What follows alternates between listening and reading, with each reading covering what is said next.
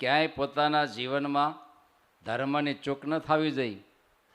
ભારતીય વૈદિક ભવ્ય સંસ્કૃતિનો શિષ્ટાચારનો વારસો છે અને એમાં લખ્યું છે માતૃદેવો ભવ.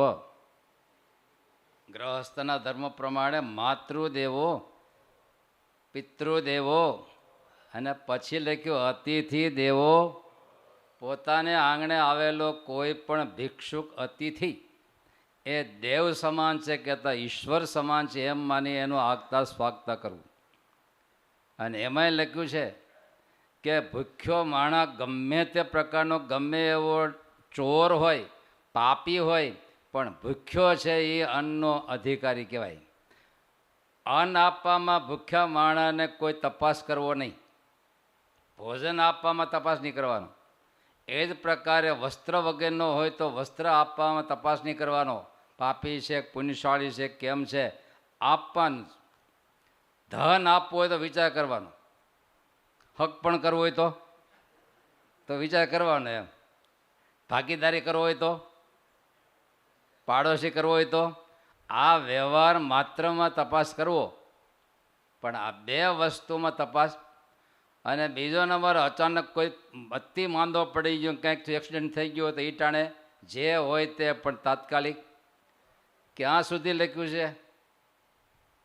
અમારા સાધુઓને તો મહિલાઓનો અષ્ટ પ્રકારે ત્યાગ કરવાનો હોય, નૈષ્ટિક બ્રહ્મચારીને પણ અષ્ટ પ્રકારે ત્યાગ કરવાનો હોય, પણ પોતાના પારકાના પ્રાણ જતા હોય ત્યારે તો અડીને બોલીને એ પ્રમાણે એના પોતાના પ્રાણ બચાવવું, પછી પોતપોતાના ધર્મ પ્રમાણે વર્તવું.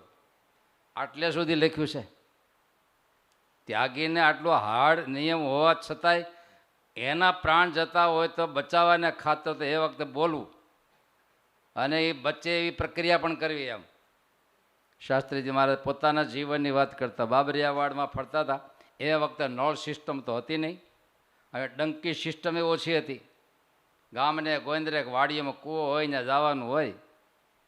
અને ગામના કૂવા બે ઉપયોગમાં આવે. પાણી મૂંઝાણું હોય તો પડે પાણો બાંધીને. તે કોઈક બૈરું હોય છે, ક્લેશ થયો હોય છે ને પીડ્યું હોય છે, ને પીડ્યા પછી એ પાછું પસ્તાવો થયો છે એટલે કાંઠો પકડીને એમનું રેડું નાખતું હોય છે. સ્વામી તો કે 3 વાગે વહેલું જવું પડે, પાણી ભરવા મહિલા ન આવે એ પહેલાં જવું જ પડે. એટલે સ્વામી કે ડોલ રાખતા ભેગી કપડા જેવી. એટલે સ્વામી કે દોરી લોટો જવા તો દીધો, પણ અંદરથી અવાજ આવ્યો, અમને બચાવો, બહાર કાઢો. સ્વામી કહે તો મહિલાનો અવાજ છે. જવા દીધું અને બોલ્યા પાછા કે જે હોય એ પકડી રાખો દોડી. અને સામે જોયું તો દૂર ભાગમાં એક દીવો બળતો હતો. સ્વામી કે અમે અહીંયા ગયા અને ગામમાં હાથ પડેલા કોઈ છે જ આગો. 2-4 ઉઠીને આવ્યા તો કે કૂવામાં કોઈ પડી ગયું છે, આવો. એ ટાણે અવાજ આવ્યો, તો બૈરાનો ભાગો અહીંથી. સ્વામી કે દોરી જવા દીધી અને કીધું પકડી રાખજો. અને પછી સ્વામી કે બોલાવ્યા અને પછી એને બચાવી લીધું. મહારાજે સત્યની વ્યાખ્યા ક્યાં સુધી કરી?